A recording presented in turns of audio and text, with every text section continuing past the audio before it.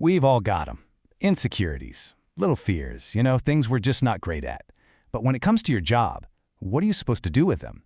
Do you hide them away, or do you just put them right out there on the table? Today, we're going to dive right into this paradox of professional weakness and try to figure out if it's something to be hidden, or maybe, just maybe, an asset in disguise. To really get what's at stake here, let's zoom in on that one place where this whole dilemma gets put under a microscope, the job interview. There's this one moment, I'm sure you've been there. You're sitting across from the interviewer, you're nailing it, everything is going great, and then they drop it. That classic, unavoidable, totally anxiety-inducing question. You can practically feel the oxygen leave the room. And of course it does. It feels like a total trap, right? A test where there's no right answer. If you say the wrong thing, you're done, but if you say the right wrong thing, you just sound fake. It is a professional minefield. But hang on, what if we look at it a different way? The question isn't really about your weakness. It's about how self-aware you are. It's about how you approach getting better. So the key here isn't the confession, it's the strategy. Your answer sends a huge signal about what kind of professional you really are. So when you look at all the advice out there, it pretty much boils down to two completely opposite ideas. Two fundamentally different ways to handle your career and all the vulnerabilities that come along with it. On one side, you've got the shield. This is the belief that you have to guard your weaknesses no matter what. And on the other side, the open hand. The idea that being vulnerable is actually a huge source of strength and connection. So, which one is it? Okay, let's start by making the case for keeping your cards close to your chest. Now, this isn't about being dishonest. It's about being smart. It's about strategic silence in a world that can be pretty competitive. This quote just hits the nail on the head, doesn't it? It's a stark reminder that not everyone at work has your best interests at heart. Sure, some people will respond with empathy, but others might see an opening to take advantage. Sharing with the wrong person is basically like handing them ammunition.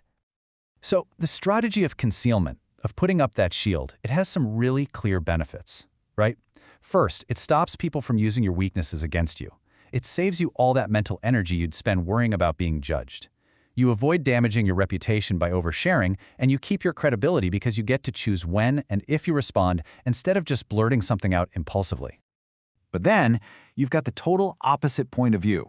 This philosophy says that hiding your weaknesses just creates stress, it breaks down trust, and it gets in the way of any real connection. It suggests that being strategically vulnerable isn't a liability at all. It's actually one of the most powerful tools a leader can have.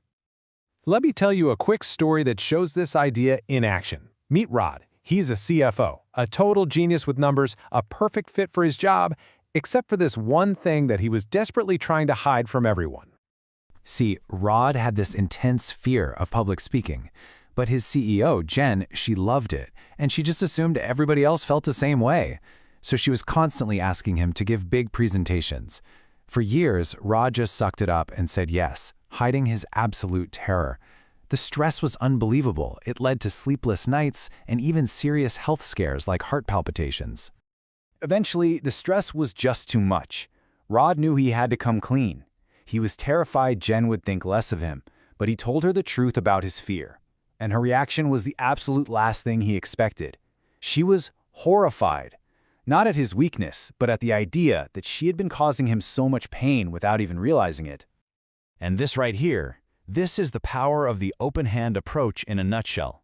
Rod's moment of courage didn't just solve his problem, it actually made his relationship with his CEO so much stronger. It built this whole new level of trust and respect between them. Okay, so now we have two really powerful but totally contradictory ideas. Concealing your weakness is smart. Revealing it is strong. So, what gives? Is there a way to bring these two ideas together? Is there some kind of third path that uses the wisdom of the shield and the power of the open hand?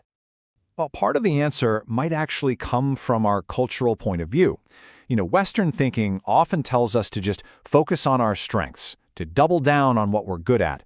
But in contrast, some Eastern philosophies suggest that real growth and real humility comes from focusing on our weaknesses. There's this amazing analogy from Confucian teaching that explains this perfectly. Think about a wooden bucket. The amount of water it can hold isn't decided by its tallest piece of wood, but by its shortest one. The idea is that your overall capacity, your resilience, is limited by your biggest weakness. Ignoring it doesn't make you any stronger. And that right there brings us to the third path, See, the most effective strategy isn't really about the external choice of hiding or showing. It's about the internal work. It's about transformation. It's about taking that short plank in your bucket and actively working to make it longer. The ancient Stoics actually gave us a fantastic framework for this. First, mentally rehearse tough situations before they happen to get prepared. Second, take a hard look at your negative thoughts to understand where they come from so you can stop them in their tracks. And third, review your actions every day to focus on small, practical improvements. It's an active process of turning a fragility into a real strength. Okay, so let's bring this all back to that interview question from the beginning. How do you use this third path to answer it? Well, it's a simple 3-step process. 1. Acknowledge a real weakness, but, not one that's a deal breaker for the job. 2. Show that you understand why it's a weakness. And 3, this is the most important part, explain the specific things you do to manage it. Here's exactly what that sounds like. It's honest, right? You're admitting a real flaw. It shows self-awareness because you know your own limits. And it shows you have a proactive strategy. You've already built a system to make sure it never impacts your work. An answer like this turns a weakness into a story about how competent and reliable you are. So at the end of the day, having weaknesses doesn't make you a weak person or a bad leader. Everybody's got them. What really sets you apart isn't the flaw itself.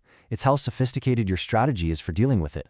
So the real question isn't, what is your weakness? It's, what is your plan? What's yours?